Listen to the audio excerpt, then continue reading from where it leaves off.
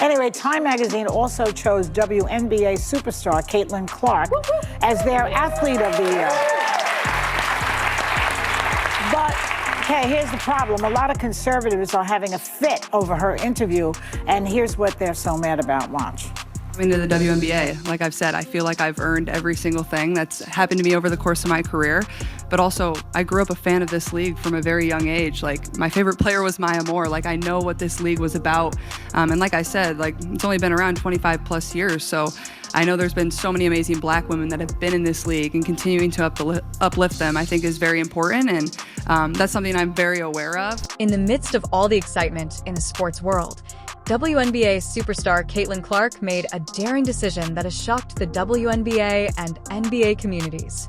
She has chosen not to compete in the NBA's three-point contest.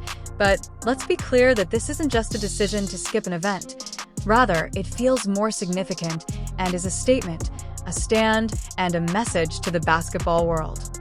From coast to coast assists. Can really active defensively tonight. To long distance deliveries. Indiana wants to run, that's why Mitchell.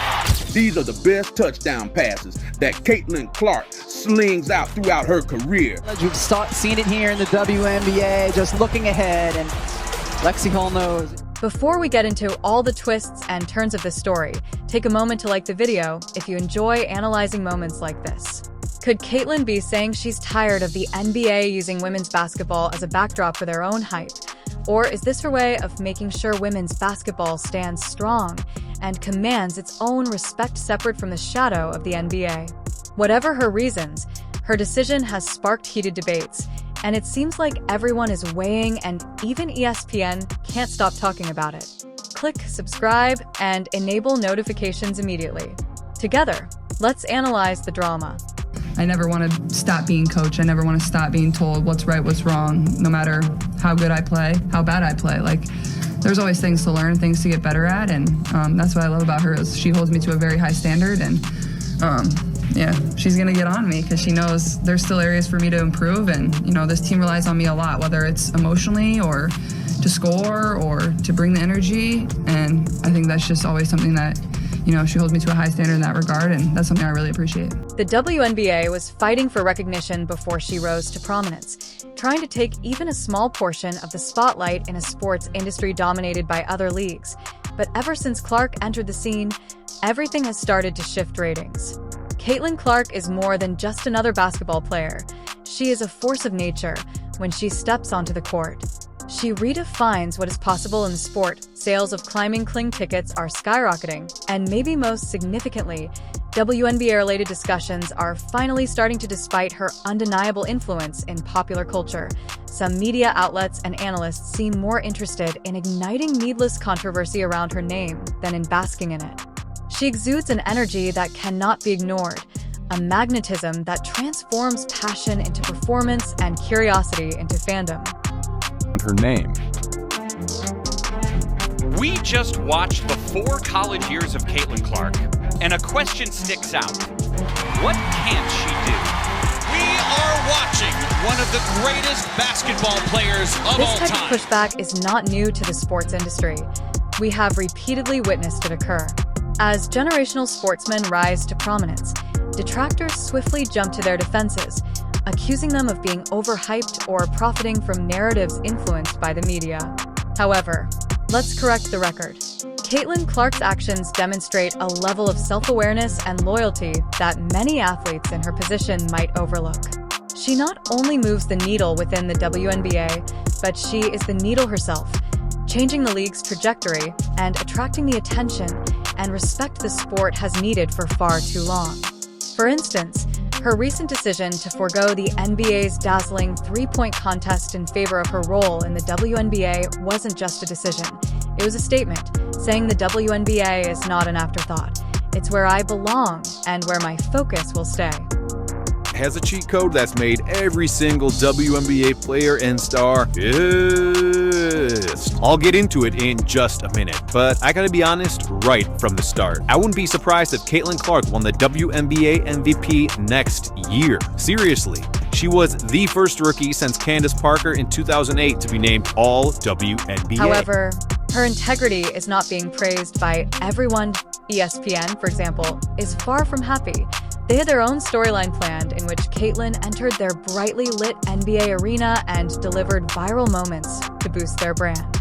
Instead of welcoming a moment that affirms the strength of women's sports, the media machine is ready to spin her decision as controversial or incorrect. By rewriting the rules, Caitlin Clark is demonstrating that putting the WNBA first is not only the right thing for her, but also the necessary one to elevate the league as a whole. If that causes discomfort in places where women's sports are still viewed as secondary, then perhaps that is the kind of disruption we've all been waiting for.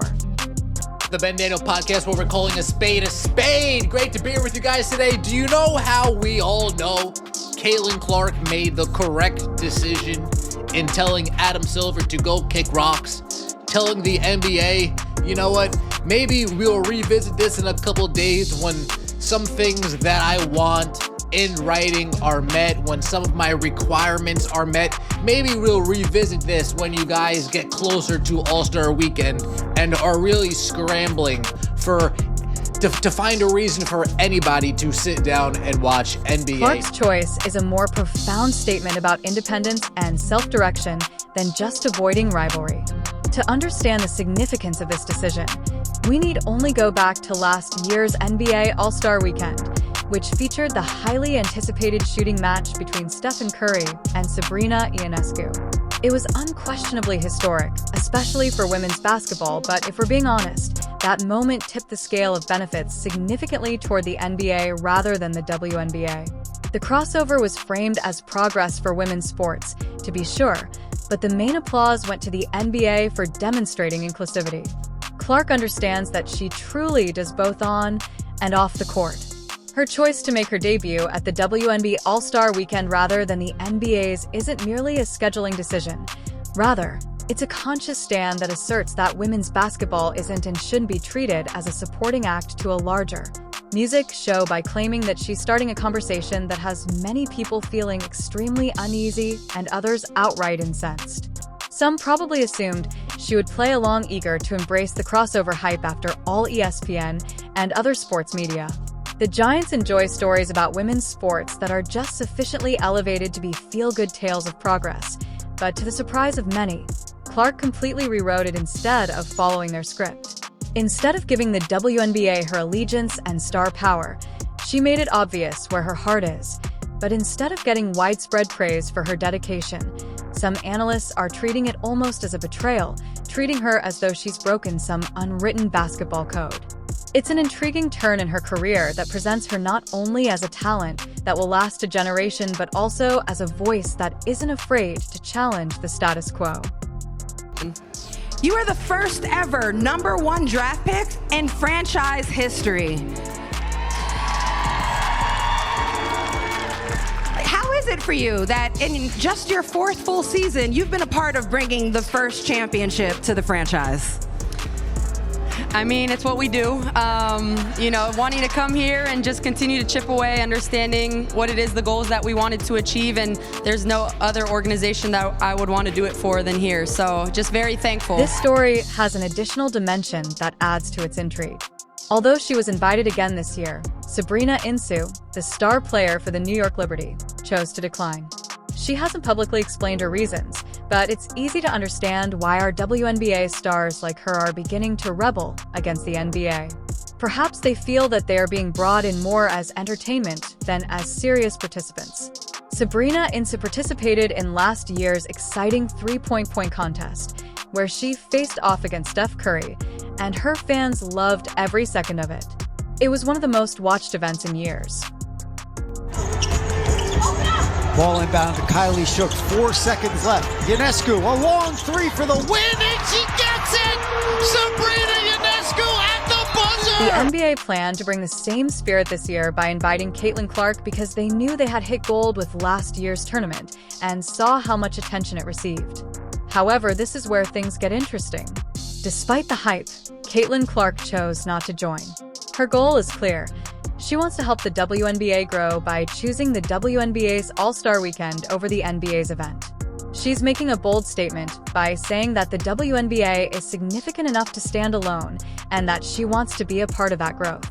This raises a lot of questions, such as whether we'll see an epic matchup between INQ and Clark at the WNBA's All-Star Game, or if their choices will result in a new rivalry that could make the league even more thrilling to watch. One thing is for certain, though, this year's WNBA All-Star Game is undoubtedly something fans can't afford to miss. You know, I think it's just life. Everybody goes through some of the same stuff that I've gone through, and a lot of people go through a lot worse. And I just try to remind myself every single day, like, how grateful I am to be in the position that I am. And, I try to treat everybody the same way that, that I would want to be treated. And I think it just speaks to the way I was raised and my parents raised me. There's going to be good days, there's going to be bad days. The girls are fired up. I hope that's them. But yeah, I think it's just, you go with the flow a little bit, obviously. I think having a good circle around me and having a small circle around me of people that I really trust, and those are the people that you can always count on and lean on. It's impossible to discuss Caitlin Clark without pointing out how hard people have tried to exploit her as a political pawn. Ever since she became well-known, her success has been used as a springboard for discussions about racial privilege and racism. But let's face it, Clark hasn't been the one spreading these tales. It is the media, which constantly compares her to Angel Reese and makes fuss about whether or not she has had any unique opportunities. Despite receiving criticism unrelated to her on-court abilities, Clark has made the decision to rise above it. The most perplexing thing is that she refuses to contribute to the drama that has been built around her and instead concentrates on her game and her love of basketball. In a recent interview, Clark made it clear that she is tired of people using her name to further hateful agendas. She is not asking for anyone to treat her differently or give her anything she hasn't earned. All she wants is to be recognized and treated like every other top athlete, which also means that she wants the freedom to choose how she represents her sport and her values, even though some may have wished to see her in the NBA. The same people who complain about Clark allegedly having advantages are the ones who first beg her to enter the NBA's three-point contest in order to generate buzz. Highlight Clark has made the decision to uplift the WNBA and remain loyal to women's basketball, which is, let's face it, a powerful move in and of itself. Legends do precisely that. They choose to create something bigger rather than chase hype. You just have somebody that wants to say a couple things really quick. So hi, Coach Sides. This is WNBA Commissioner Kathy Engelbert. Do we have the team all together? Hello. Yes, ma'am. All right. I know you guys are in Connecticut. Well, but good luck in tomorrow's playoff game. And is Caitlin Clark in the room? She sure is. Yeah. Caitlin, it feels like just yesterday when I called your name to the stage as the #1 pick in this year's draft. You held the Indiana Fever jersey for the first time, and what a record-breaking season for you and the entire team, full of outstanding performances. And I know all of you had hard work and dedication that has paid off with your... And just when you thought all was over, there was more drama when Angel Reese was ranked higher than Caitlin Clark in ESPN's most recent Rookie of the Year predictions. Yes, you read correctly. How does it make sense that Clark, the player who leads in almost all important stats, isn't regarded as the best rookie? Reese is unquestionably a great player, but this isn't about picking favorites. Rather, the data and facts speak for themselves. So why is ESPN promoting this viewpoint? Maybe they want to start a debate to get people talking, or maybe they're sick of Clark controlling the basketball discourse. But here's the thing, Clark is not buying into it. Instead, she is letting her skills speak for themselves. She doesn't need drama or diversions. She simply needs to be focused every day.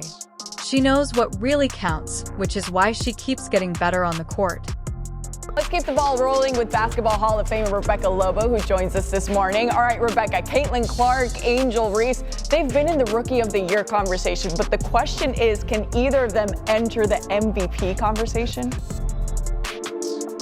Well, both of these young women have had incredible rookie campaigns, that's for sure. And when you look at the MVP conversation, of course, A'ja Wilson is the front runner there. She has just having a season like we've not seen before in terms of her scoring and rebounding combined. But when you look at these two rookies, I would not be shocked if we found Caitlin Clark in that conversation by the end of the year.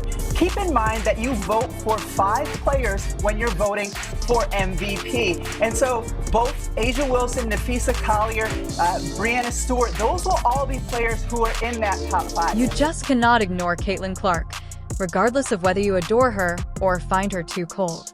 She is more than just a budding talent. By sticking to her convictions, she is changing the rules of the game. What are your thoughts? Was Caitlin correct to decline the opportunity to compete in the NBA's renowned three-point contest? Or do you believe she missed a significant opportunity to unite the sports world? Caitlin is demonstrating to the world that women's basketball doesn't need to rely on the NBA to prove its worth. The WNBA has its own light to shine, and Clark is stepping up to ensure it does. I'd be interested in hearing your opinions. If this exploration of Caitlin's tale has you thinking, please leave your thoughts in the comments below.